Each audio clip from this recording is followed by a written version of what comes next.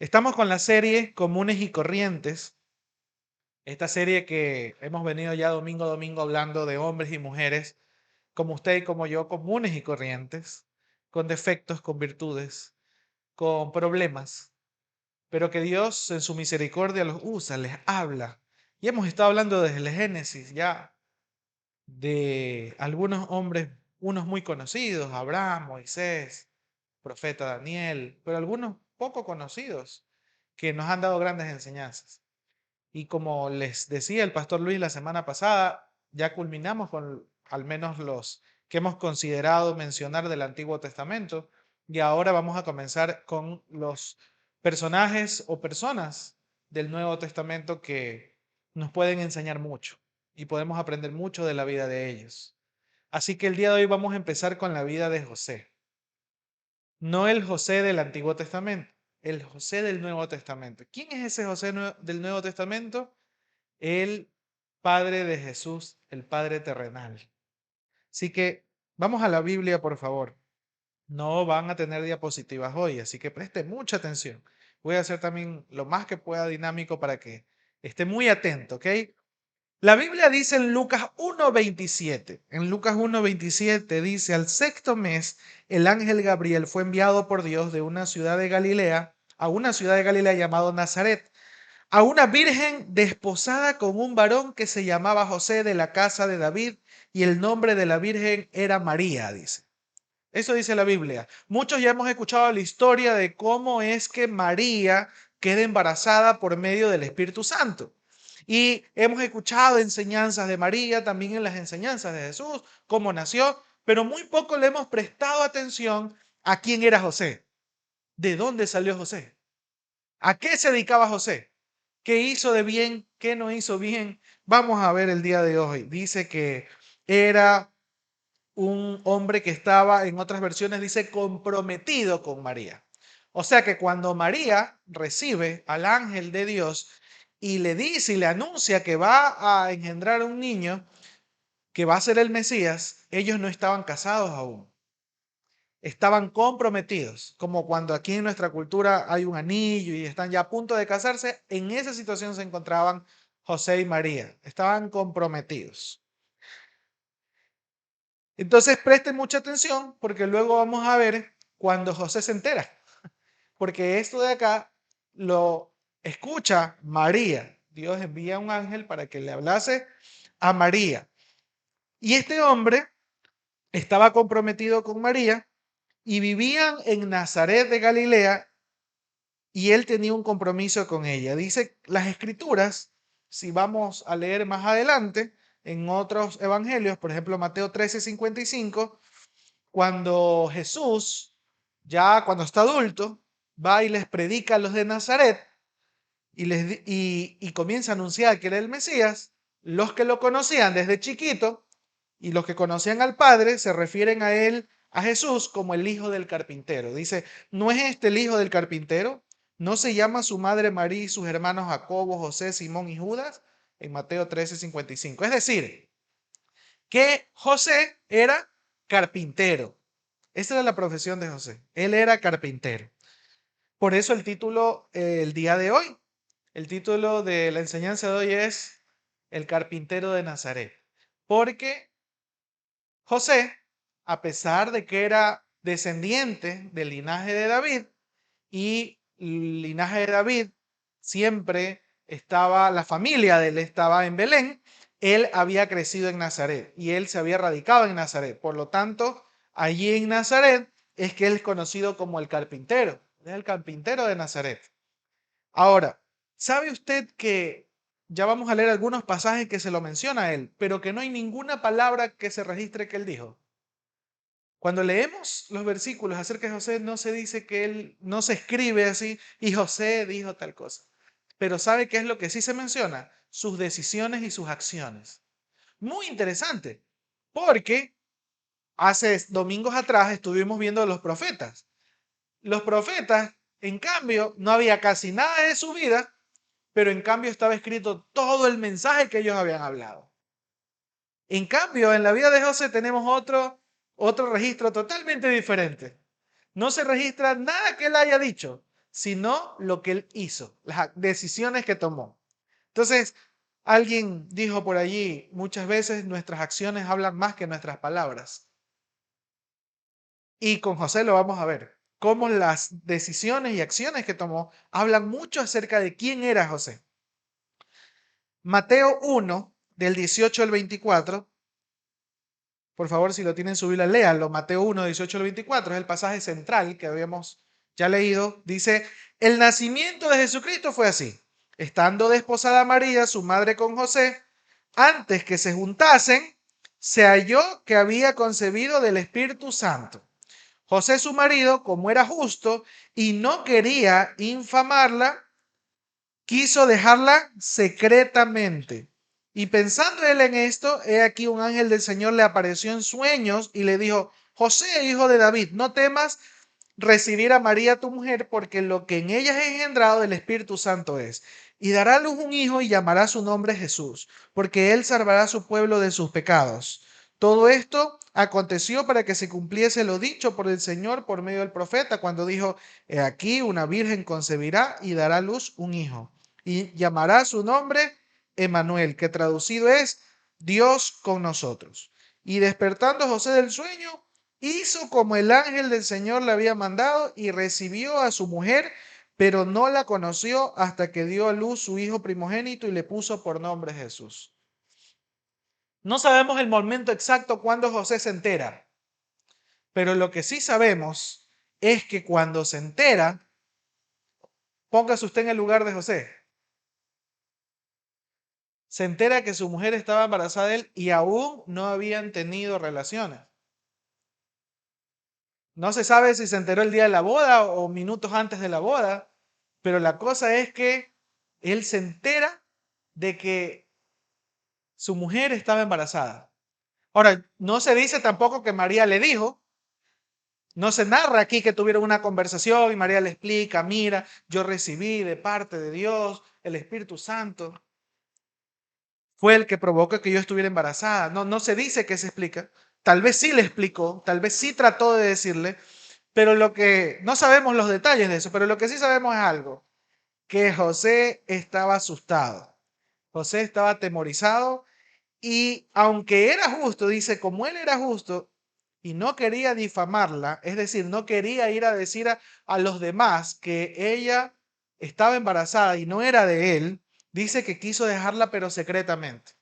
Eso no era algo común entre los judíos. Cuando una mujer quedaba embarazada de otro hombre, la ley judía era tan cruel en esa época que lo que tocaba era matarla. Que lo tocaba era matarla a pedradas.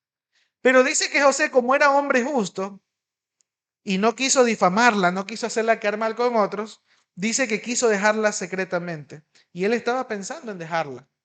Pero el Señor, como es tan bueno, y el Señor, como es perfecto, y sabe lo que necesitamos, dice que se le aparece a José un ángel en sueños y le dije, hijo de David, no temas recibir a María tu mujer, porque lo que es engendrado, de ella es engendrado del Espíritu Santo es. Y ahora él recibe de parte de Dios la noticia de que el hijo que tenía María viene por parte del Espíritu Santo. Y le dice incluso cómo le ha de poner Jesús. Y luego lo que llama la atención es que dice que José cuando despertó, no dijo, eso ha de ser mentira, eso era que me acosté con la barriga llena y soñé cosas. No, seguramente, ya es una opinión mía, María ya le había dicho, porque entonces con el sueño él confirma lo que María le había dicho. Porque si no, él pudo haber dicho, no era, fue un sueño, fue un mal sueño. Seguramente, seguramente se confirmó lo que tal vez ya María le había insistido, le había comentado, pero él todavía estaba incrédulo, ¿no? ¿Será verdad que... ¿Se imaginan la posición de, ¿será verdad? ¿No será que esta María me está engañando? ¿No será que me engañó con otro y quedó embarazada? Pero bueno, ahora recibe confirmación de parte de Dios y dice que hace como el ángel del Señor le había mandado y recibe a su mujer, pero la recibe como su mujer, pero dice que no tuvo relaciones con ellas hasta que dio a luz a su hijo primogénito. O sea, se casa con ella, pero no tuvieron vida conyugal hasta que ella da a luz. Y dice que sí le puso su nombre Jesús. Entonces, ¿qué es lo que podemos aprender hasta aquí? Que aunque él dice que era justo y era cumplidor de la ley, él tenía claro algo, que la misericordia de Dios está por encima de religiosamente cumplir las normas que en esa época se imponían. Porque él bien pudo, para salvar su pellejo y su buen nombre, haber dicho, esta mujer me engañó, esta mujer quién sabe con quién se acostó, y entonces apedréenla porque eso es lo que merece. Actuar con venganza, actuar con coraje. Yo no sé cuántos de ustedes cuando algo les ha sucedido o alguien les ha hecho algo malo, los ha decepcionado, usted lo primero que piensa es en vengarse. A veces lo que pensamos es en que exponer a esa persona para que todo el mundo sepa lo mal que se ha portado esa persona y cómo nos ha herido, porque nos gusta también victimizarnos mucho con las situaciones que a veces vivimos. Yo me identifico, a veces me ha sucedido, me ha dolido tanto que lo primero que digo es, ojalá le pase peor. Es el primer pensamiento que se viene. Pero este hombre no, dice que él pensó en dejarla secretamente para que ella no fuese de alguna manera apedreada. A lo mucho, en esta situación lo que iba a pasar era que esa mujer iba a crecer con el niño sola. Pero esto habla de José y de su carácter, de cómo él, a pesar de sentirse engañado y confundido, no se dejó llevar por el odio, sino que desde allí ya vemos una actitud de misericordia. Porque eso precisamente es lo que Dios pone en nuestros corazones. La gente cree que venir a Dios es cumplir una serie de mandamientos y de eso se trata buscar y servir a Dios. Cuando en realidad va mucho más allá de obedecer sus mandamientos, que hay que obedecerlos, tiene que ver con el carácter y la actitud del corazón que tenemos. Tiene que ver con reflejar el carácter de Dios mismo frente a los demás. Y eso fue lo que estaba pasando con José. Era un hombre justo, pero no solo porque cumplía los mandamientos de Dios, sino porque a pesar de que bien pudo haberle expuesto a esta mujer, él decidía dejarla en secreto. Y esto es algo que nosotros pudiésemos también imitar de José. Es algo muy bueno que pudiésemos hacer cuando en alguna situación alguien nos hace daño o estamos confundidos o nos sentimos engañados. No actuar conforme dices que la ley dice que debemos coger y denunciar y que se pudra en la cárcel. O sea, el coraje y la venganza muchas veces nos controlan, no la misericordia del Señor. Con esto no quiero decir, con esto no quiero decir que entonces no llevemos ante la justicia a personas que merecen ser justamente juzgadas por la justicia terrenal. Con esto no quiero decir eso. No estoy invalidando la justicia terrenal y no estoy diciendo que entonces nosotros dejemos que cada quien haga lo que le da la gana y nosotros nunca eh, tratemos de buscar justicia. No estoy diciendo eso. Lo que estoy diciendo es que por encima muchas veces de nuestros sentimientos tenemos que aprender a escuchar y a imitar a Jesús en su misericordia. Porque no siempre se debe actuar de la misma manera. Hay que tener mucho discernimiento, mucha sabiduría. Ok, ahora dice que él crea lo que recibe en ese sueño y obedece. Y además de esto dice que se abstiene de tener las relaciones sexuales con ella hasta que naciera el niño y le puso a Jesús tal como el ángel le había indicado. Lo primero que salta a mi ojo aquí es la obediencia. La obediencia de José para hacer tal como el ángel le había dicho. Pero yo no obedezco algo que no creo. O sea que aquí la característica principal antes de la obediencia es la fe. Él creyó realmente que lo que se le había mostrado en sueños era real. Él creyó, por raro que suene, por difícil que parezca de creer, que su mujer había sido embarazada por el Espíritu Santo y que ese niño iba a ser el Salvador y que había que ponerle a Jesús y obedeció. Pero antes de la obediencia está la fe, pues. O usted viene a la Biblia a obedecer lo que dice sin creer que lo que está en la Biblia es de Dios. Hay gente que obedece sin creer, pero al poco tiempo ya deja de obedecer. Hay gente que obedece lo que está aquí, pero al poco tiempo lo deja de hacer. ¿Por qué lo deja de hacer? porque se cansa, porque lo hace por religiosidad, no lo hace con convicción. La fe nos da convicción. Y cuando nosotros obedecemos algo que se nos dice por fe y por convicción, entonces perseveramos. A pesar de las circunstancias, perseveramos. Entonces, la fe nos permite obedecer, pero no es una obediencia sustentada en una religiosidad y en seguir una serie de normas y ahí ya. Es que la iglesia me ha enseñado que hay que ir los domingos a la iglesia y en la iglesia me han enseñado que no se debe tomar, no se debe. Y uno ahí obedece. ¿Y por qué obedeces? Porque en la iglesia me dijeron que lo haga. La religión no me lo permite o sí me lo permite. Y así vive mucha gente en la religiosidad, obedeciendo sin fe, sin saber que Dios en su bondad y en su misericordia nos ha dejado un consejo por el bien nuestro. Y que si nos abstenemos de hacer ciertas cosas, o hacemos aquellas, o hacemos otras cosas, es por amor a Él. Es porque creemos que realmente Él quiere bien, el bien para nosotros. Es porque sabemos que Él es nuestro Salvador, Él es nuestro Dios. Hay una diferencia muy grande. Entonces, tomar en cuenta aquello, porque no solamente hay que reconocer la obediencia de José, que obedeció al ángel, él tuvo que creer realmente. Algo que es totalmente nuevo. No es que ya había bastantes mujeres quedando embarazadas del Espíritu Santo. A veces, ya me tocó a mí también, ya. No, no, no. Esto es algo que no se había visto. Esto es algo nuevo. Esto no es como decir, sí, a mi abuelo le pasó también, bueno, a mí también. No, no, no. Esto es algo totalmente nuevo. Y él era judío y él era un hombre justo. Significa que él sí había leído las escrituras y sabía muy bien algo interesante. ¿Qué cosa? Vamos ahora a leer Lucas 2 del 1 al 7. Mire lo que dice Lucas 2 del 1 al 7. Dice, en esos días Augusto, el emperador de Roma, decretó que se hiciera un censo en todo el imperio romano. Este fue el primer censo que se hizo cuando Cirenio era gobernador de Siria. Todos regresaron a los pueblos de sus antepasados a fin de inscribirse en el censo. Como José era descendiente del rey David, tuvo que ir a Belén de Judea, el antiguo hogar de David. Viajó hacia allí desde la aldea de Nazaret de Galilea y llevó consigo a María, su prometida, quien estaba embarazada. Mientras estaban allí, llegó el momento para que naciera el bebé. María dio a luz a su primer hijo, varón, lo envolvió en tiras de tela y lo acostó en un pesebre, porque no había alojamiento disponible para ellos. Así lo narra Lucas. Interesante. Dice que hubo un censo, entonces, como José era descendiente de la familia de David, él tiene que ir en el censo de donde era David, su antepasado, el rey David. En el Antiguo Testamento usted puede leer la historia del rey David. Entonces va a Belén con su mujer embarazada.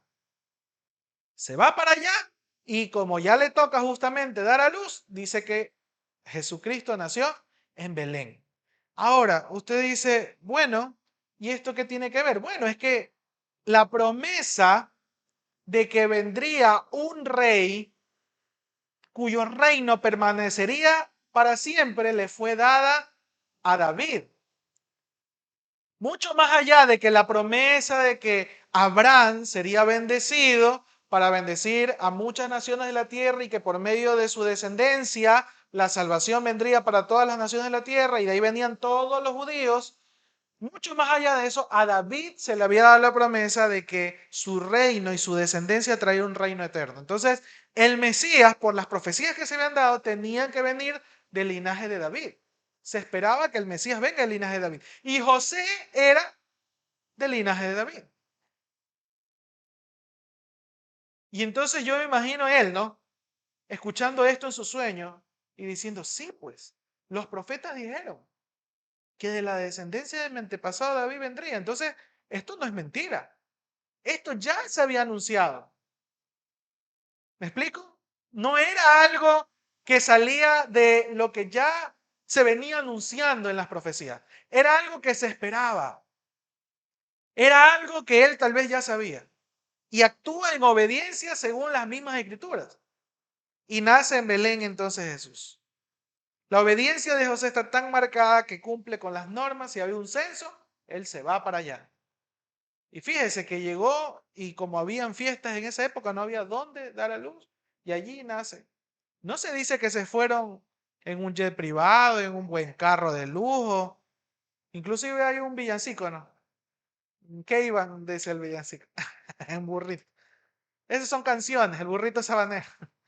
Son canciones, son villancicos, navideños. Pero lo que sí es cierto es que no tenían recursos.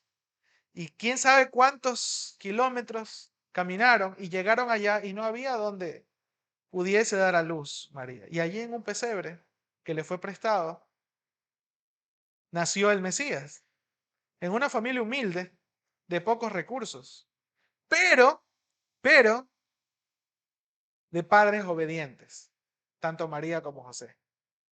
Y esa es lo que quisiera que rescatemos hoy. Luego dice en Lucas 2:22 que cuando se cumplieron los días de la purificación de ellos, conforme a la ley de Moisés, le trajeron a Jerusalén para presentarle al Señor. ¿Qué trajeron? A Jesús. Dice que al séptimo día, conforme a las leyes de esa época, se traía al templo al niño para que pudiese ser presentado al Señor.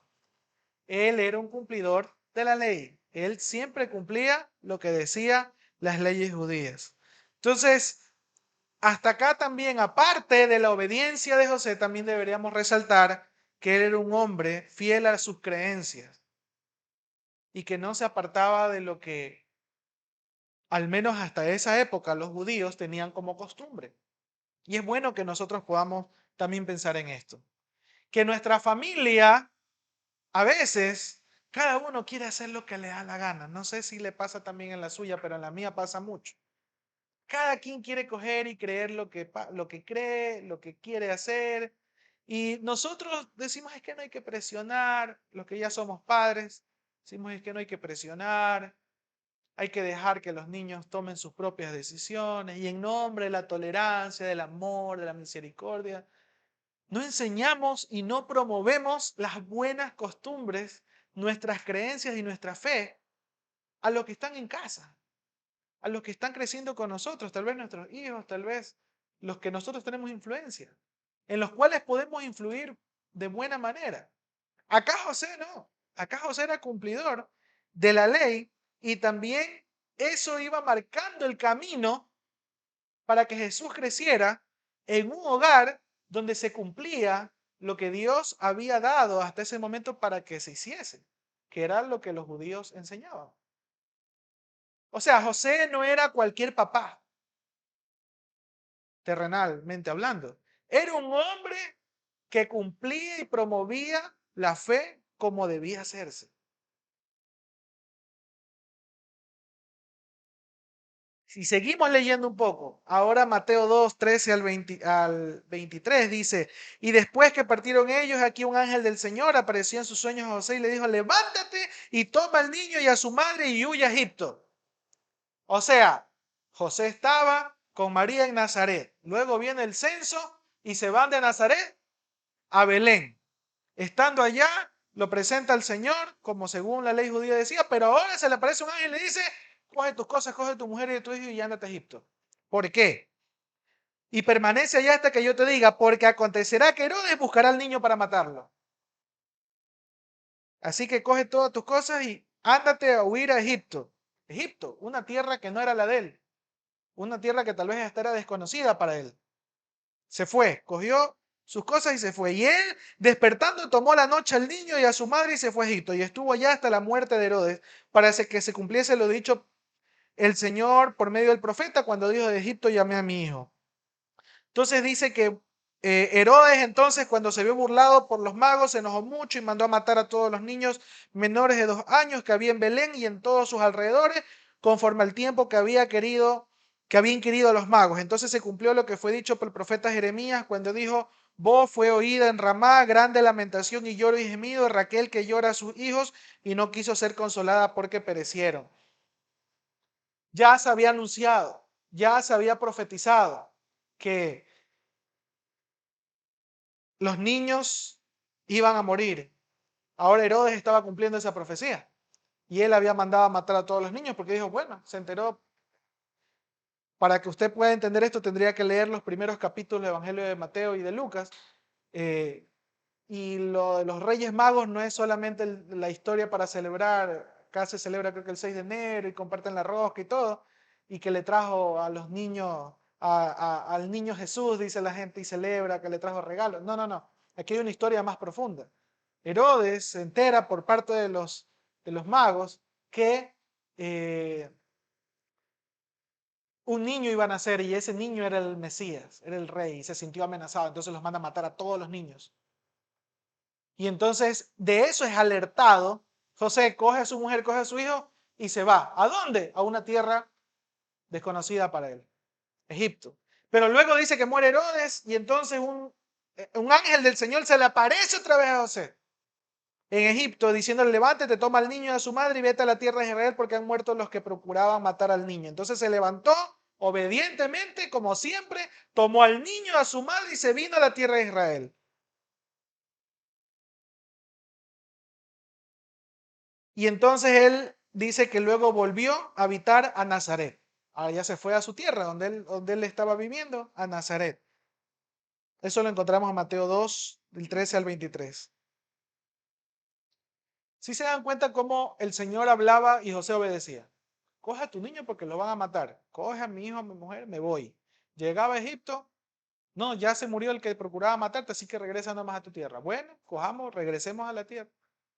¿Cuántos anhelaríamos tener así esa dirección de parte de Dios para saber cuándo salir de un lugar, cuándo coger nuestras maletas con nuestra familia e irnos a otro lugar? ¿Sabe? Dios no ha dejado de hablarnos. Y yo siempre que escucho a las personas que muchas veces tienen que tomar decisiones por parte de Dios, a veces incluso diciendo yo creo que tengo que irme, tengo que emigrar, ya sea por trabajo, ya sea por estudio. Yo siempre recuerdo cómo Dios, a través de las Escrituras, nos deja el ejemplo de que Él puede direccionarnos y puede incluso advertirnos de lo que se viene. José fue advertido, coge tus cosas porque van a mandar a matar a los niños, así que huye, ándate a Egipto. Y le dice específicamente dónde ir. Y cuando es tiempo de regresar, Dios le dice, José, ya regresa nada más, que ya se murió el que andaba matando a los niños, así que no hay problema, regresa nada más. Eso es importante, hermanos, aprender de José, de cómo tenía una comunión con el Señor y que a través de esta comunión con el Señor le hablaba y él obedecía lo que el Señor le decía. Usted dice, pero ese era José, José porque era el papá terrenal de Jesús, pues no, o sea, ahí Dios tenía un interés especial en que lo cuide bien al hijo, por eso le advertía las cosas. Hermanos, nosotros somos sus hijos, nosotros somos sus hijos. El Espíritu Santo habita en nuestros corazones, nos da discernimiento, sabiduría. Y si tenemos una correcta comunión con el Señor, vamos a tener convicción para cuando nos toca movernos. Tal vez incluso de nuestros hogares o de nuestra ciudad natal y nos toca salir. Pero vamos a tener dirección del Señor. Entonces, hay alguien que me dijo alguna vez, yo no doy un paso si el Señor no me dice que lo dé con respecto a tomar decisiones importantes. Si hemos de tomar decisiones trascendentales, yo sé que usted no va a estarle preguntando a todos los días, Señor, ¿será que tengo que ir a trabajar? Señor, ¿será que tengo que ir a estudiar? Esas son cosas que el Señor demanda naturalmente. Señor, ¿será que hoy tengo que leer la Biblia? Son cosas que el Señor demanda naturalmente de nosotros. Son cosas que tenemos que hacer, es necesario hacer, pero hay otras que son difíciles de decidir. Pero para eso, al igual que José, el Señor hoy a través del Espíritu Santo nos puede direccionar. Solo que nosotros a veces o no estamos dispuestos a escuchar o si escuchamos no estamos dispuestos a obedecer. Y esto nos enseña José. No solamente que recibía dirección del Señor porque era un hombre justo, dice, que cumplía todo lo que se le había dado de parte de la enseñanza judía, la religión judía hasta esa época, sino que cuando escuchaba a un ángel, cuando escuchaba la voz de Dios, él obedecía. Ahora, luego dice que el niño crecía y se fortalecía y se llenaba de sabiduría. En Lucas 2 sigue narrando que ese niño crecía y la gracia de Dios era sobre él. Y pasó un acontecimiento que como José y María eran hombres que hacían lo correcto y que respetaban las costumbres judías, dice que todos los años iban a Jerusalén a la fiesta de la Pascua, como era costumbre de los judíos. y que cuando tuvo 12 años, lo llevaron a Jesús a Jerusalén y al regresar, el versículo 43 dice que al regresar ellos, acabada la fiesta, se quedó el niño Jesús en Jerusalén sin que lo supiesen José y su madre. En otras palabras, se les perdió por un rato. ¿Y dónde estaba Jesús? Versículo 44. Y pensando que estaba entre la compañía, anduvieron camino de un día y le buscaban entre los parientes y los conocidos, pero como no le hallaron, volvieron a Jerusalén buscándole y aconteció que 3 días después le hallaron en el templo, sentado en medio de los doctores de la ley, oyéndoles y preguntándoles. Y todos los que lo oían se maravillaban de su inteligencia y de su respuesta. No eran padres descuidados, porque si no, dice, ya se perdió, pues el muchacho, ya Dios lo cuide, pues si Dios es el papá, ahí, si ya lo ha librado de tantas cosas, hasta los 12 años ahí ya se defiende solo. Ah, pues a Nazaret. No, dice que se preocuparon y anduvieron busque y busque. Un muchacho de 12 años en esa época ya trabajaba. No, no, no. Se fueron preocupados, lo buscaron y lo encontraron. ¿Dónde estaba? En el templo, el muchacho. Ahora, eso de estar en el templo, revelación divina. Él sabía, Jesús desde pequeño, que era Jesús y por eso estaba en el templo ahí ya escuchando. Eso seguramente era una costumbre que había tomado de sus padres, de María y José, que a estas alturas ya hemos visto que eran hombres, José y María, eran padres obedientes, que cumplían las costumbres judías. Y seguramente ese niño desde pequeño ya había sido instruido por sus padres. Muy aparte, obviamente, que tenía una sabiduría especial de parte de Dios por su identidad. Pero Jesús, a más de ser Dios, también era un hombre como nosotros. Y un niño en esa época. Un niño. Y eso seguramente fue producto de que sus padres estuvieron desde muy pequeño enseñándole todo lo que los padres en esa época le enseñaban a sus hijos. A los niños desde pequeños les enseñaban a aprenderse los salmos de memoria. Y ahora, lastimosamente, veo en mi generación que los padres les preguntan al niño, ¿le quieres ir a la iglesia? Por favor, levántate temprano para ver si vamos a la iglesia. Y a veces el niño o el adolescente marca el ritmo de la familia. Es que el niño quiso ir hoy ir a la playa. No, es que el niño quiso ir al parque. Yo he hablado con muchos padres, ahora que soy padre, para ir viendo, ¿no? ¿Qué puedo aprender? Y me he encontrado que lastimosamente la mayoría hoy vive por y para los hijos. Y los hijos marcan el ritmo de todo. Y yo a veces me asombro.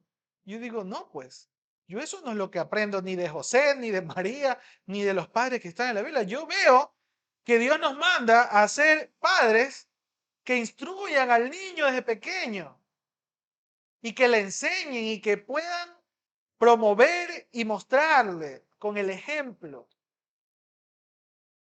qué es lo que le agrada al Señor. Y esto es un llamado de atención, la vida de José es un llamado de atención para los que somos padres, papá y mamá, los que somos padres.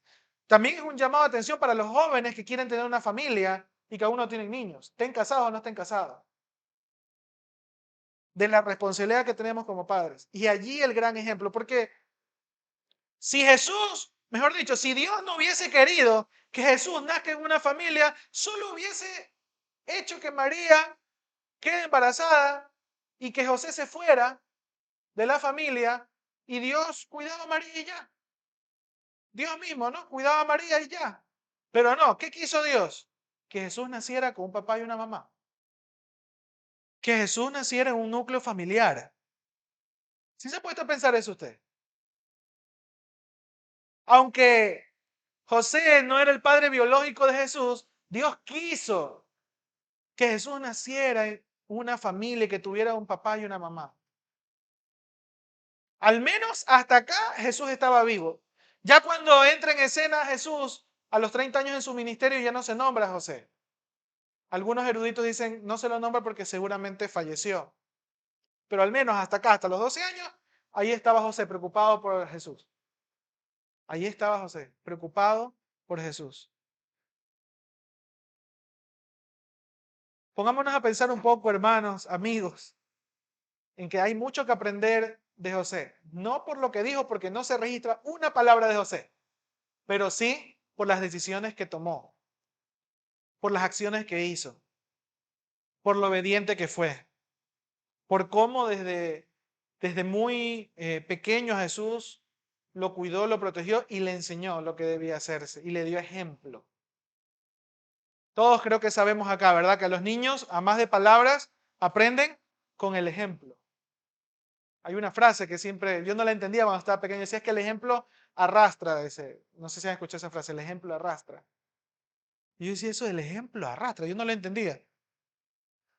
El ejemplo arrastra es que cuando tú das ejemplo de algo y las personas que están alrededor, de la cual tú tienes influencia, lo ven, esas personas van a ser arrastradas a hacer lo mismo. Es decir, van a ser motivadas, inspiradas a hacer lo mismo. ¿Cuánta influencia tenemos los que somos padres o los jóvenes que anhelan tener una familia y van a ser padres, los que ya son abuelos, los que son tíos? Todos tenemos diferentes roles en nuestra familia. No sé cómo estará conformada su familia. Y tal vez si usted no tuvo un padre, no tuvo un abuelo, no tuvo una figura paterna ni materna, con mucha más razón hay que atender a esto, con mucha más razón. Porque uno no desea que a nuestros hijos y a nuestra descendencia le vaya igual que nos fue a nosotros. ¿Qué siempre decimos? Queremos que a ellos les vaya mejor. Queremos que ellos sean mejores. Pero siempre anhelamos que tengan mejor profesión de yo, que tengan más casas que yo, que tengan más dinero que yo. Siempre pensando en cosas terrenales. Como que si eso realmente llenara el corazón y si eso realmente trayera salvación. Anhelemos que nuestros hijos conozcan a más temprana edad al Señor que nosotros.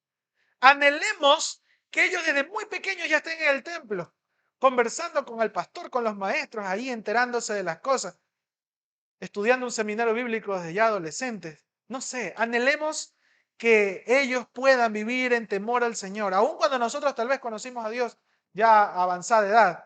Aun cuando nosotros nos equivocamos, yo anhelo con todo mi corazón que mi hijo no cometa los mismos errores que yo cometí por no haber atendido a la palabra del Señor. Y eso no es responsabilidad del pastor ni del maestro de niños, eso es responsabilidad de los padres. Quienes darán cuentas al Señor por sus hijos son los padres. Y hay que prepararse aún cuando estamos solteros. Porque aún cuando estamos solteros y no nos hemos casado, habrá que pensar bien con quién nos juntamos y con quién nos vamos a casar. ¿Será que esa persona tiene los mismos principios que tengo? ¿Será que esa persona comparte la misma forma de crianza que quiero darle a mis hijos? Por ahí algunos dicen, no, es que los evangélicos se casan entre evangélicos. No se trata de religiosidad o de norma, se trata de principios.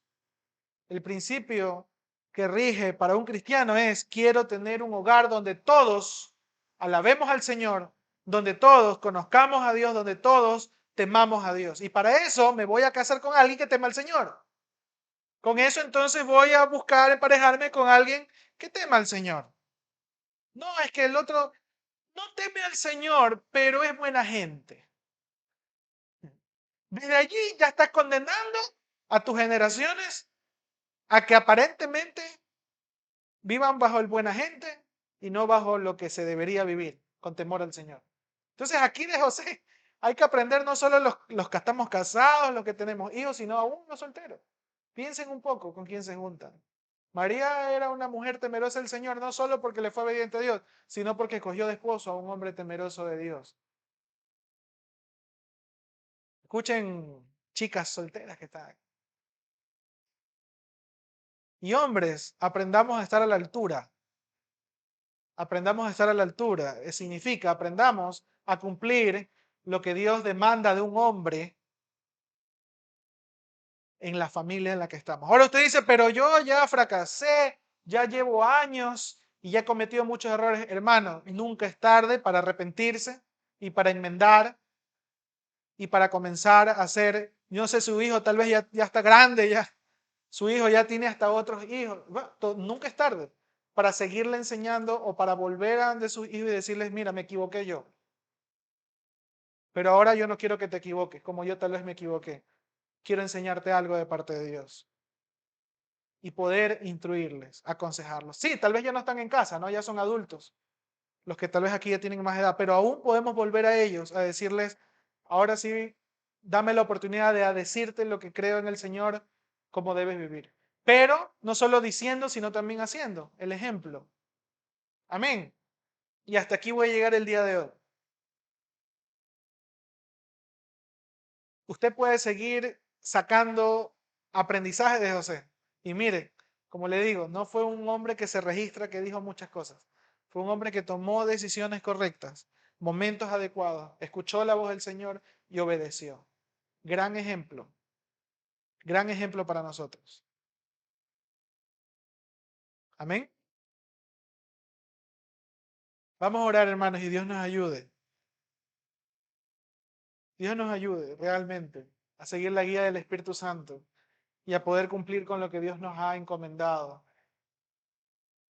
Ya sea en el rol que usted esté, ya sea en el rol que usted esté ahora. No sé si usted ahora está en un hogar y usted es hijo, es sobrino, es tío.